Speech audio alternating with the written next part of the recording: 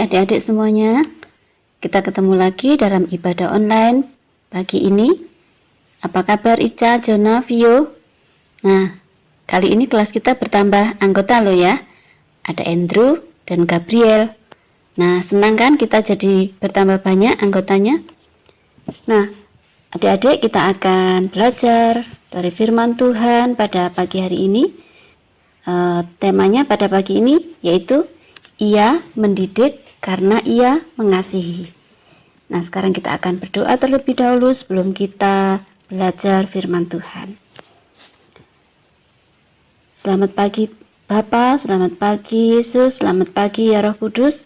Terima kasih karena pagi ini Engkau memberi kami kesempatan untuk kami boleh belajar tentang firman-Mu. Bukalah hati dan pikiran kami supaya kami bisa mengerti apa yang menjadi kehendak-Mu ya Tuhan, dan tolonglah kami untuk dapat melakukannya.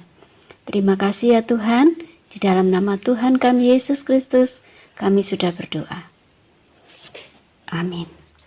Nah, adik-adik kita akan membuka ya Alkitab kita yang sudah kalian siapkan. Nah, kita buka Titus 2 ayat 11 sampai 12. Kak Puji akan bacakan ya. Kasih karunia Allah menyelamatkan semua manusia.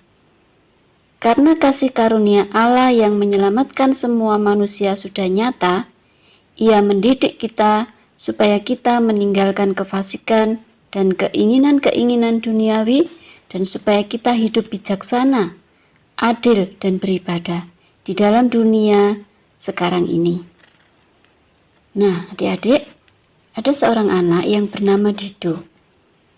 Suatu hari Dido ini sangat jengkel karena ayahnya selalu saja melarangnya untuk bermain layang-layang di lapangan dekat rel kereta api, di mana biasanya teman-temannya ada di situ.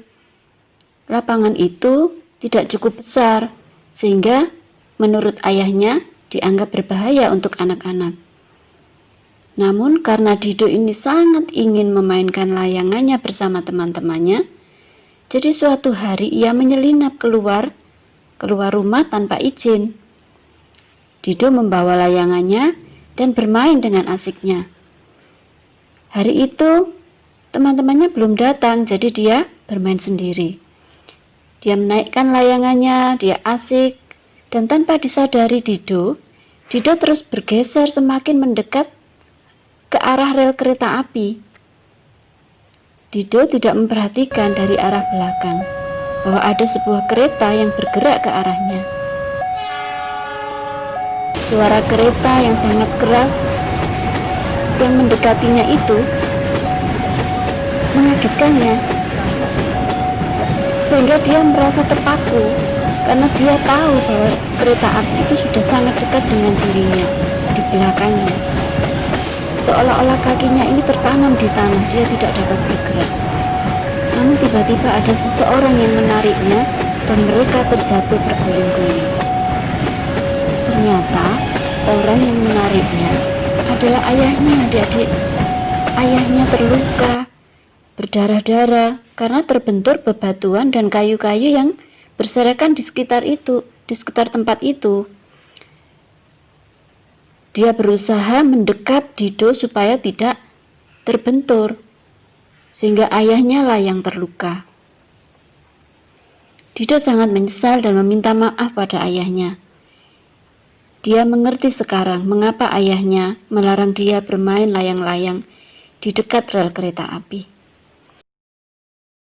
Nah, adik-adik, sering sekali ya kita ini marah jika Tuhan memberikan aturan-aturan yang harus kita taati, atau marah ketika orang tua kita menasihati kita, melarang ini, melarang itu. Kita bertanya, mengapa tidak boleh ini, tidak boleh itu? Kita merasa Tuhan sedang membatasi gerak kita. Kita merasa orang tua kita membatasi gerak kita. Masa apa-apa nggak boleh? Mungkin itu yang kita pikirkan. Kita bertanya, mengapa sih kok nggak boleh main game sesuka hati kita? Padahal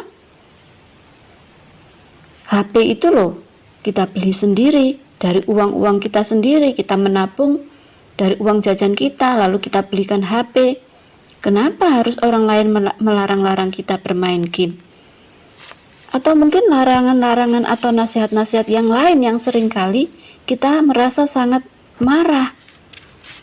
Firman Tuhan mengatakan bahwa karena kasih karunia-Nya, karena kasih karunia Allah, Ia menyelamatkan kita. Ia mendidik kita supaya kita meninggalkan kefasikan dan keinginan duniawi kita, supaya kita ini hidup bijaksana. Bijaksana dalam menggunakan waktu, bijaksana dalam menggunakan fasilitas-fasilitas yang Tuhan izinkan kita punyai.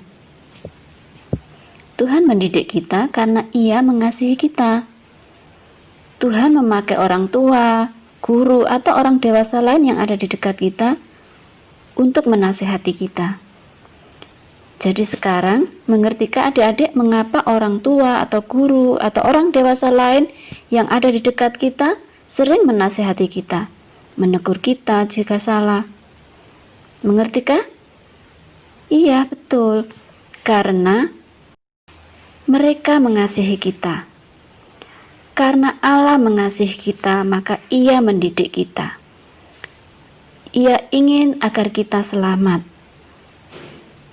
Nah, sekarang tugas adik-adik dalam sepanjang minggu ini ya, mencatat didikan apa ya, didikan apa yang adik-adik terima sepanjang minggu ini. Nah, adik-adik bisa lihat di tabel yang ada di layar ya. Tabel itu kita harus catat hari Minggu misalnya ya. Kita menerima didikan dari orang tua atau mungkin dari Alkitab juga. Ada yang mengatakan kita harus rajin beribadah. Jadi adik-adik sempat baca Alkitab yang ayatnya berbunyi bahwa kita harus rajin beribadah. Atau mungkin orang tua yang menasihati kita, menasihati adik-adik maksudnya ya, harus rajin beribadah.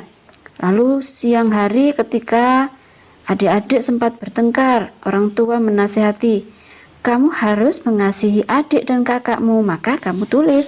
Itulah didikan yang diberikan ya, mengasihi adik dan kakak. Kemudian mungkin pas baca buku pelajaran, besok pelajaran agama, dan kita membaca tentang bahwa kita harus menghormati ayah dan ibu. Catatlah di lembaran yang adik-adik punya ya, menghormati ayah dan ibu. Mungkin orang tua juga hari itu menasihati kita ketika kita bermain. Ayo bermainnya secukupnya, tidak boleh lama-lama, gak boleh banyak-banyak, gak boleh terus. Nah, bisa adik-adik catat di situ ya, bermain game secukupnya. Nah, untuk hari Senin, Selasa, Rabu, sampai Sabtu, adik-adik catat nasihat apa, didikan apa yang adik-adik terima dalam setiap harinya, lalu dicatat di lembaran yang adik-adik buat. Nah, lembaran itu nanti pada hari Sabtu adik-adik foto dan kirimkan ke WA grup kita, grup sekolah minggu kita. Oke? Nggak sulit kan? Ya, itulah firman Tuhan yang kita pelajari hari ini, bahwa Allah itu senantiasa mendidik kita karena Allah mengasihi kita. Ia ingin agar kita selamat. Nah, sekarang kita akan bersyukur kepada Tuhan karena Dia telah menasihati kita pagi ini. Kita berdoa ya. Tuhan Yesus, terima kasih karena Engkau sudah mendidik kami, mengingatkan kami bahwa setiap didikan yang diberikan oleh orang-orang di sekeliling kami, baik orang tua, guru, atau orang dewasa yang ada di sekeliling kami, mungkin nenek, kakek, Pak D, Bude yang sering kali menasihati kami, sesungguhnya Engkaulah Allah yang memakai mereka untuk mendidik kami. Terima kasih ya Tuhan, sebab Engkau mendidik kami dengan maksud karena Engkau mengasihi kami. Engkau ingin agar kami selamat. Terima kasih Tuhan, tolonglah kami untuk melakukan firman-Mu ini. Di dalam nama Tuhan Yesus kami berdoa. Amin. Nah, jangan lupa untuk mengerjakan tugasnya. Selamat hari Minggu. Sampai jumpa lagi minggu depan. Tuhan Yesus memberkati kalian semua. Dah.